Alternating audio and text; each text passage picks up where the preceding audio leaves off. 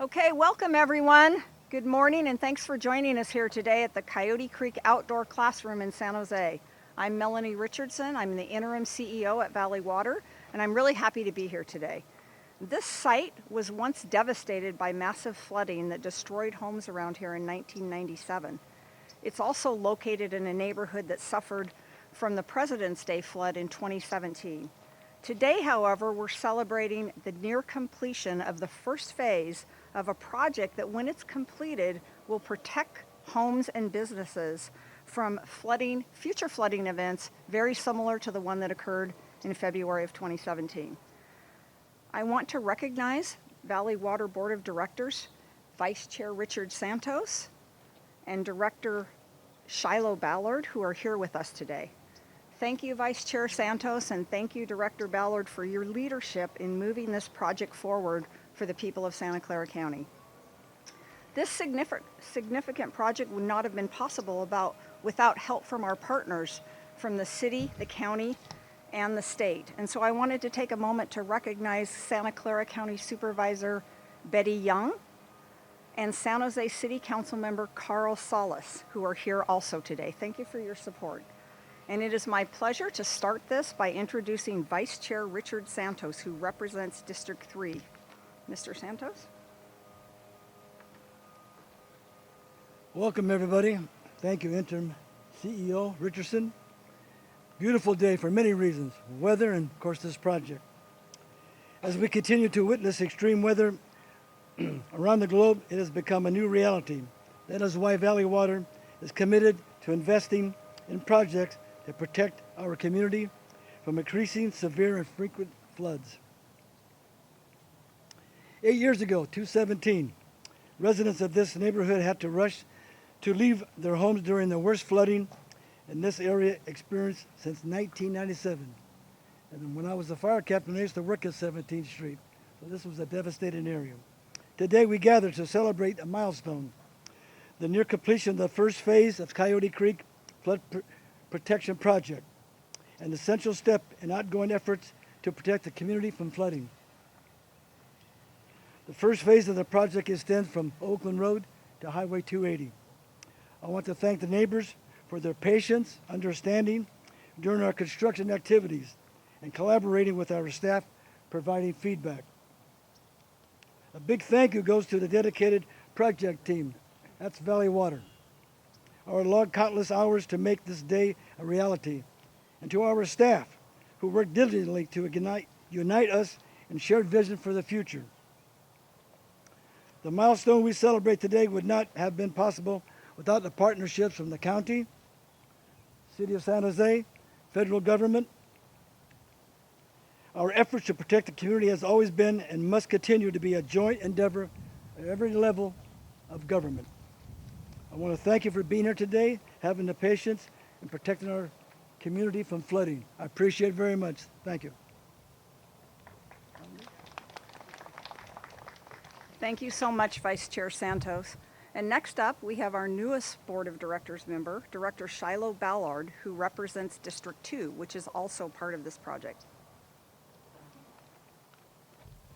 Thank you. And since I'm new to a lot of you, as the newest member of the board, I want to assure you, if you hear me slurring my words, it's because I just came from the dentist. It is not because I drink a lot of whiskey with my coffee. But I want to thank again Melanie and Vice Chair Santos, and welcome to District 2. I have the honor of representing this area, which was very hard hit by the floods in 2017. I think those of us who were living here in San Jose in 2017, we all have some sort of personal story. We know someone or we experienced it personally. I do as well. It was on that day, one of my employees who had just become a homeowner, relatively new homeowner in the Oakland neighborhood, and a recent dad, so with a little baby in his house, was getting calls from his wife very frequently that day, and so we were getting real-time updates on what was happening. And ultimately, he left, came back about an hour later, literally seeking higher ground. Came to our office to get up on the 3rd floor, baby in tow, and wife also. Anyway, so thankfully, Due to Valley Water's hard work, we have now achieved today's celebratory milestone, a milestone that will help protect homes from increased water flows released from Anderson Dam during storms or emergencies. And fortunately, there is more to come. Valley Water's project team is actively working on acquiring land rights and securing federal funding to launch phase 2 of Coyote Creek Flood Protection Project. The second phase will extend along Coyote Creek from Montague Expressway to Tully Road, safeguarding homes and businesses against flooding events that can happen every 20 years. And it's also worth noting, projects like this are expensive and are becoming costlier due to inflation. We are actively working to secure a $50 million grant agreement from the Federal Emergency Management Agency to help us complete the second phase of the project and help offset the cost for local taxpayers. So today, as we celebrate, we must also acknowledge that our work is ongoing. Again, I want to thank the City of San Jose and the County of Santa Clara for a productive partnership. And thank you to my fellow board members and their unwavering leadership. As I mentioned, I'm the new person here, so I'm up here taking a little bit of credit for something that I did not necessarily have a hand in. And so I also want to give a nod to my predecessor, Barbara Keegan, who I just replaced. Thank you.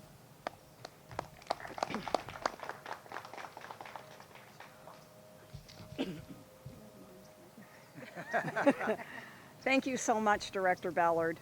Really appreciate your leadership. I can see you're going to be good already. And now I want to introduce Santa Clara County Supervisor Betty Young, who also represents this district. Hi everyone, my name is Betty Young and I represent Santa Clara County District 2 on the Board of Supervisors. So I want to congratulate Santa Clara Valley Water District for the near completion of Phase 1 of the Coyote Creek Flood Protection Project. Thank you all for being here to mark this important milestone of the ongoing efforts to protect our community from flooding events such as the one that occurred in February 2017. I want to thank Congresswoman Zoe Lofgren. This is truly a regional partnership, and it requires that level of partnership to be able to bring these type of investments to our community. So to thank Congresswoman Zoe Lofgren in particular for her leadership and steadfast support of this project and other efforts to safeguard our communities. I understand that FEMA has pre-selected Phase 2 of the Coyote Creek project for a $50 million grant, and they are now reviewing Valley Water's application. This grant would help Valley Water supplement its other funding sources and ensure that the Phase 2 project can be constructed without delay. I strongly urge our federal government to follow through with these funds to help protect this community from future disasters. The Coyote Creek Flood Protection Project underscores Valley Water and the city's strong partnership and shared commitment to the safety and protection of residents and businesses in Santa Clara County. And as a first-time supervisor and elected, I also want to thank my predecessor, Supervisor Cindy Chavez, for carrying this project along and being such a good partner on behalf of the county, and also paving the way and leaving the blueprint for me to be able to follow through and make sure that Phase 2 is completed without delay. One more thing I want to add here is that all the folks speaking today and all the folks standing behind us who are doing this work, it's not just waterways. We see families, we see individuals, we see households, we see our neighbors whenever we talk about the flood of 2017, when we talk about the impending doom of future potential floods, we see people and families, and that's what it comes down to. That's why you have a partnership that works so well, because we are from this community and we see the faces of those who had suffered in the past, and we look at our most vulnerable. As a county organization, our job is to protect the safety net, and when floods happen time and time again, it is always the most vulnerable families, seniors on fixed incomes, families with small children, who are going to be suffering the most. So I look forward to this continued partnership, and thank you for being here today to bring light to this very important milestone.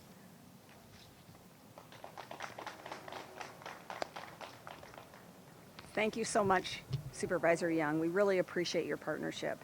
And now I want to ask our newest San Jose City Council member, Carl Salas, representing District 3, to say a few words.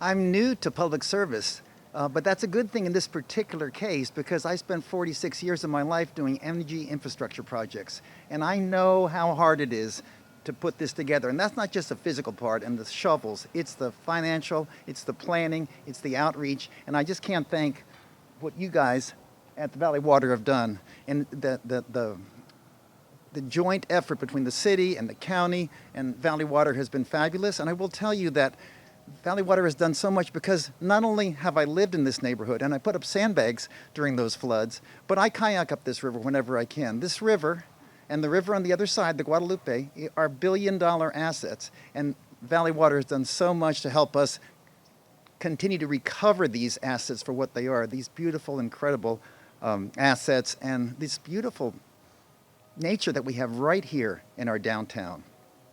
So I know we'll continue our strong partnership.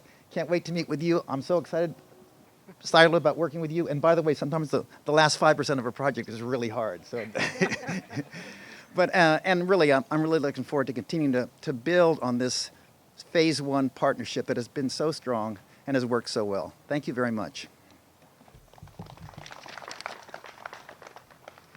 Thank you so much, Councilperson Salas. And now I'd like to thank all the speakers, elected officials, and other guests for attending this news conference, and we are open to taking any questions.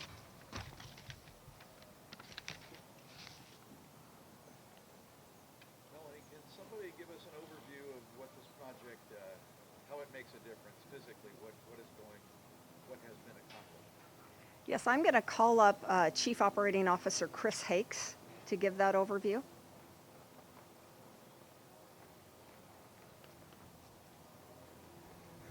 Good morning, everyone. Chris Hakes, C-H-R-I-S, H-A-K-E-S, Chief Operating Officer for Valley Water's Watersheds Operations.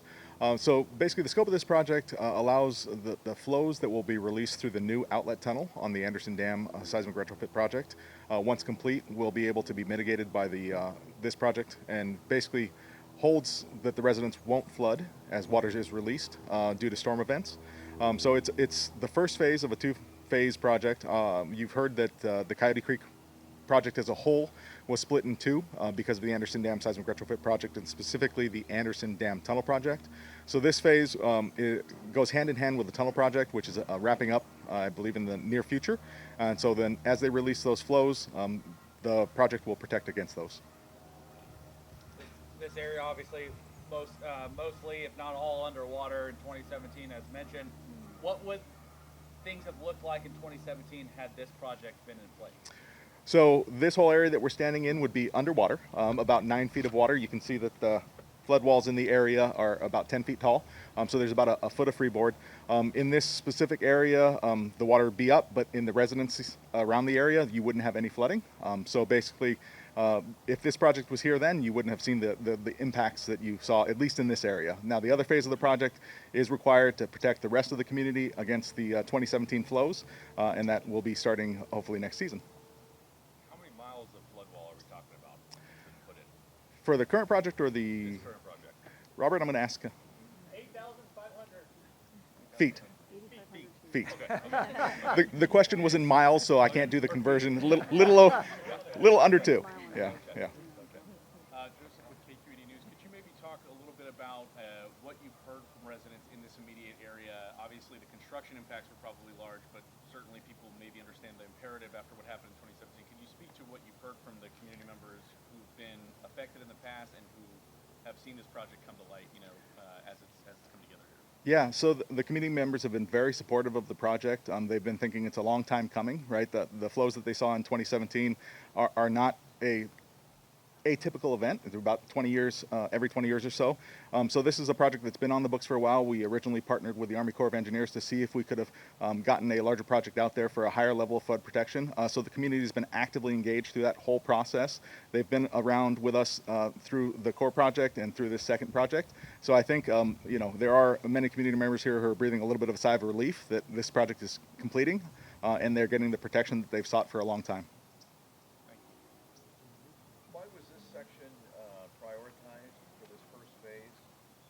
So this section was prioritized because it's the lowest and the basically most susceptible sections to flooding. So as we have those higher flows that could be released out of the new outlet on Anderson Dam, about an additional 2,000 cubic feet per second, basically this area would become inundated if Anderson releases at that level were expected. So this is the lowest lying areas and the hardest hit. So basically that was prioritized to get that in place before the Anderson Dam tunnel project completed. The overall project will be required for the second phase of the Anderson Dam seismic retrofit project because we'll expect even higher flows then. But this project has already put in the necessary protection for the area. The Rock Springs neighborhood also saw a lot of flooding. Is there any flood protection plans for that? So we actually, right after 2017, did put in some interim measures that are already out there. So we've already bolstered their level of protection. The Phase 2 project, which is around the corner, will also be putting additional improvements there to increase the capacity. And speaking of Phase 2, with the changes in the federal administration, are those funds in jeopardy at all, or that project? That's a great question, and the project itself is not in jeopardy. Now, we are pursuing a $50 million grant through FEMA, and the news you get kind of changes day to day on what the status of FEMA is at any given time. We haven't received any indication that the grant that's proposed has been pulled, so as of now, we are cautiously optimistic that we will continue to go through the process, be awarded the funds. I expect that while there may have been a change in administration, they still are going to want to provide protection and infrastructure for different communities that are sensitive to some of the flows that we'll be seeing. Are there other sources, or if FEMA doesn't go along, the project doesn't happen? We are fully committed to funding the project internally to Valley Water. We have our ad valorem property tax, which this falls under, as well as our Safe Clean Water bond measure. So depending on the funding sources, we are fully committed to funding both the Phase A project, which is wrapping up, and the Phase B project, which is still in the future. If we got the grant from FEMA, that would allow us to do some additional projects as well that are outside of the scope of this, but this project is fully funded.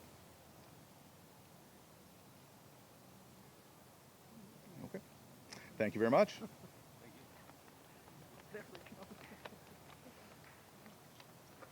And if there are no more questions, that concludes this news conference. Thank you very much for coming.